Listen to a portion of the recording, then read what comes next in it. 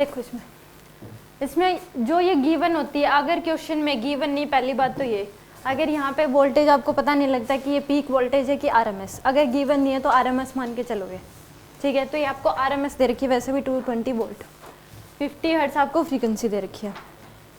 इसमें 100 by pi milli henry inductor, यानी कि एल सर्किट की बात कर रहे हैं। पहले तो इंडक्टर आ गया, तो किसके कौन सा सर्किट है, ये एल सर्किट। तो इस केस में इसने पूछा है consider initial phase angle of voltage at t equal to 0 is, initial phase angle voltage का 0 मानना है। इसका मतलब फेजर डायग्राम जो होगा वो कैसे होता है, यहाँ पे वी नोड एल और ये क्या होता है आई नोड, यही होता है फेजर डायग्राम। तो इसी को रेफरेंस मानना है। इसका इनिशियल फेज एंगल 0 है ये मान लिया, इसका मतलब रेफरेंस इसको मानना है। वोल्टेज का इनिशियल फेज एंगल 0 है, इसका मतलब रेफरेंस किसको मान रखा है, इस लाइन को, ठीक है। अब इसमें voltage as a function of time t बताना है, current as a function of time t बताना है, और वैल्यू एवरेज वैल्यू ये तो 0 ही आ जाएगी। ये तो देखते ही पता है कि average value over half cycle 1 cycle जो होगी वो तो 0 होगी, तो इसका आंसर तो डी।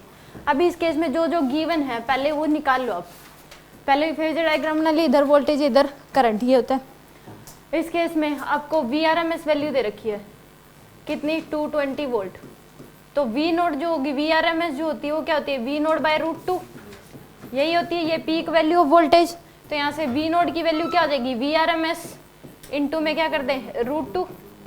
तो यहाँ से वी आर एम एस आपको दे रखी है 220 इंटू में √2, तो ये कितनी आ जाएगी आपके पास 220 √2 वोल्ट। ये आपके पास पीक वैल्यू आ गई, पहली बात तो ये।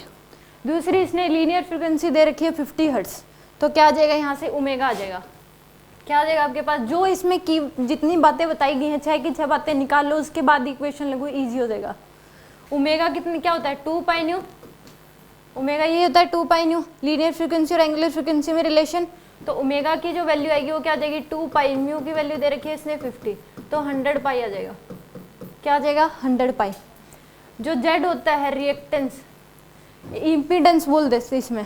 अगर इंडक्टर का केस है तो उस केस में जो रिएक्टेंस है उसको इम्पीडेंस भी बोल देते हैं, जेड से डिनोट भी करते हैं इसको, ठीक है। ये बात भी नोट कर लो। एल केस इंडक्टर अगर कहीं पे आ गया तो रिएक्टेंस को इम्पीडेंस भी बोल देते हैं। एक्सएल से डिनोट कर दो, चाहे उसको जेड से डिनोट कर दो, ठीक है। चाहे इसको एक्सएल, मैंने एक्सएल लिखा है तो यहाँ पे मैं एक्सएल लिख देती हूँ, एक्सएल से कर लो चाहे जेड से कर लो, ठीक है। इम्पीडेंस बोलते हैं इसको एक्सएल। तो इसमें क्या होता है ओमेगा एल के इक्वल होता है रिएक्टेंस।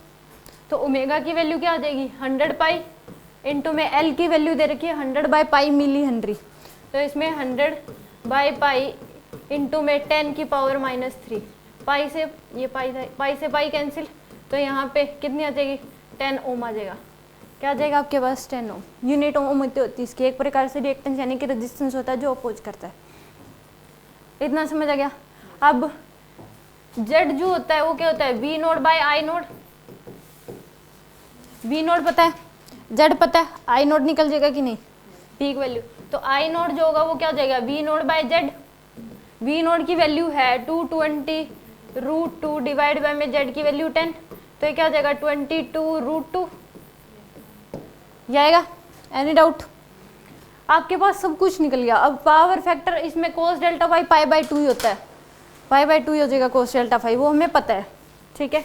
इसमें एवरेज पावर भी निकालनी है तो वो भी निकाल लोगे, वी आर एम एस पता है, आई आर एम एस निकल जाएगा। यहाँ से आपको आई नोड पता लग गया।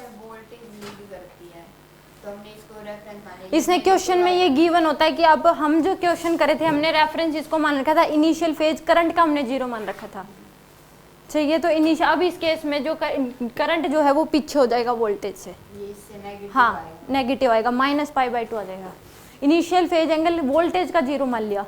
इनिशियल फेज एंगल कुछ भी मान सकता है, अगर मान लो इनिशियल फेज एंगल वोल्टेज का इसने मान लेता π/4 तो हम रेफरेंस लाइन कुछ और हो जाती है हमारे लिए, ठीक है। वो गिवन होगा कि उस केस में कुछ क्वेश्चन कराओगी कि अगर हमें कुछ और ये दे रखा होगा तो हम रेफरेंस लाइन क्या मानेंगे, रेफरेंस लाइन चेंज हो जाती है, ठीक है।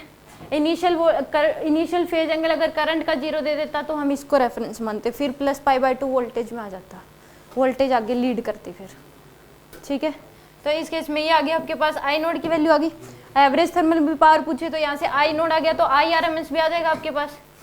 वो कितना आ जाएगा 22 √2 डिवाइड बाय में √2 से √2 कैंसिल 22 एम्पियर। ये आपके पास आर एम एस भी आ गई। तो R M S V R M S पता है, आई आर एम एस पता है, कोस डेल्टा फाई π/2, तो वो तो 0 ही हो जाती एवरेज पावर। तो अब इस केस में इक्वेशन लिखनी है आपको, सारी वैल्यू पता है, इक्वेशन लिखनी है। तो v equal to V node की वैल्यू कितनी है 220√2 साइन ओमेगा टी, ओमेगा की वैल्यू है 100 पाई टी, बस इतना ही है। इसका इनिशियल फेज एंगल 0 है, क्योंकि t इक्वल टू 0 पुट करोगे तो इनिशियल फेज एंगल क्या आएगा इसमें 0। तो इसका आंसर जो है वो आ जाएगा आपके पास 220√2, ये आ जाएगा d। आगे समझ।